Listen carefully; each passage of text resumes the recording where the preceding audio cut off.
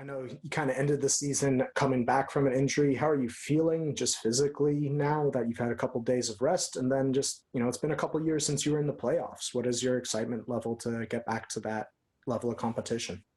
I had to remember what I got hurt from. The, um, the bruise? yeah, my stomach. I caught on afterwards. I was like, what did I get hurt from? Those couple of days definitely help.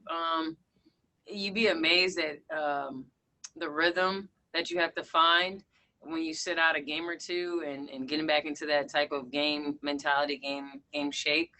But these past couple of days have been good just to reload and relax and get some thoughts out that we probably wasn't able to get during these games every other day.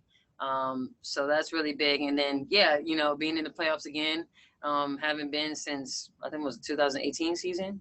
Yeah. So, you know, it's cool, it's fun, and I mean, we've busted our butts to get here. So it's only right that we keep pushing through these playoffs to get to those series. Tupni Nguyen, LA Times. Hey, Brittney. Now that you actually have time to practice, which you didn't get before, what are some of the areas that you guys have, as a team, have identified as ways you need to clean up, especially after finishing the regular season with your first losing streak, really, of the whole year? Yeah, we've just locked in on those defensive lapses we might have had during these last couple games, and just really cleaned up where we need to be on both ends of the floor, but especially defense. But we cleaned up some of our offense. We added some options, and we just pointed out some options that we might have missed during these past couple games. Time for two more. We'll go to Erica Ayala, Locked On Women's Basketball. Thank you.